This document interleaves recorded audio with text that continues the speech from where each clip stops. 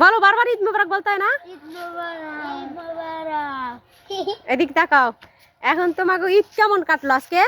অনেক ভালো, অনেক ভালোই কাটছে। এখন ঘুরতে যাবা কোথায়? মাংস পোলাও খাইছো? না, তাহলে কি খাইছো?